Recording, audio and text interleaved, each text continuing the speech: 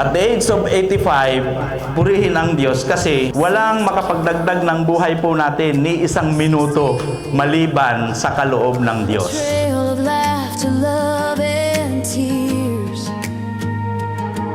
Through every season, you've held the line. Sa pagdiriwang na ito, siyempre, ang ating unang-unang bibigyan po ng diin ay yung pagpapasalamat sa Diyos na may likha sa atin. We thank the Lord because of our strength. He is our ability. Tayo daw po dapat magpasalamat sa Panginoon sapagkat sa Kanyang lakas, tayo lumalakas dahil sa kaloob ng Diyos. Your spirit's alive, every dream is still ready to thrive. The best is here, the best is near.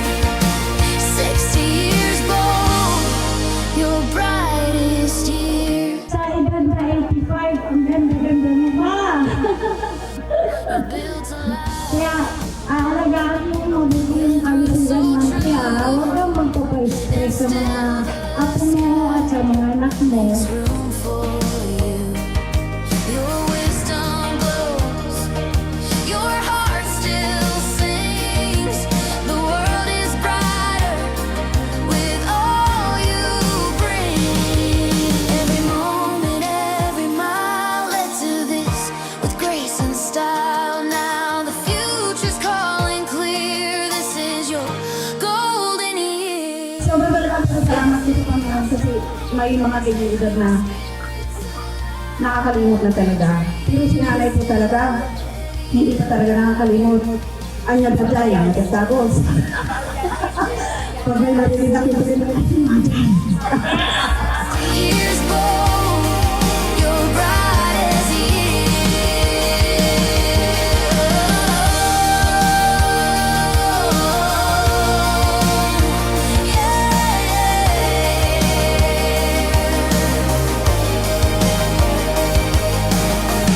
Grabe na yan. 85 years old ka na ngayon. Grabe, tapos parang kailan lang pinapalo-palo mo ako.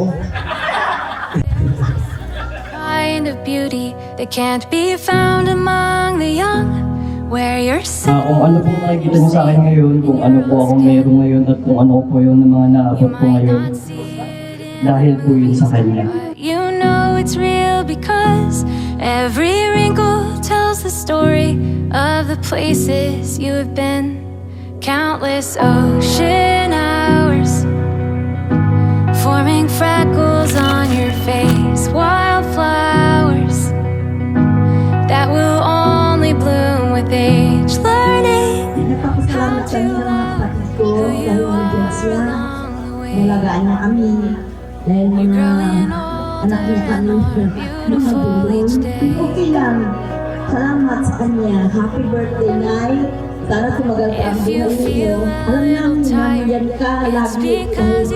Kami ay mga matatanda na. you have received. Oh, you made it through the fire. It's what made you who you are. Now it shines like strands of silver, and it feels like being free. Countless. One thing na dapat po nating makita, the most important thing sa panahon po natin ngayon, ay ang makapaglingkod sa Diyos. Amen. Kaya natutuwa po tayo kay Inang kasi yung mga anak niya ay nasa church.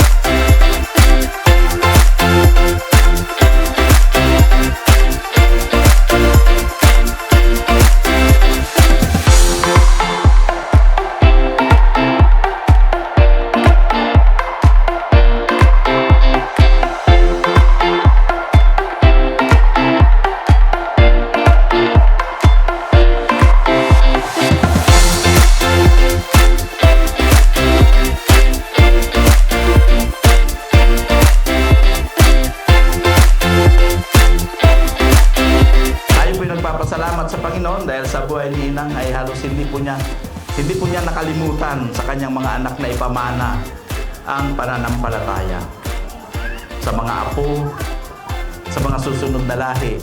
Ito po ang mahalaga eh. Alam niyo po ba sa panahon natin ngayon, wala na pong ibang safe na buhay kundi ang maglingkod sa Diyos.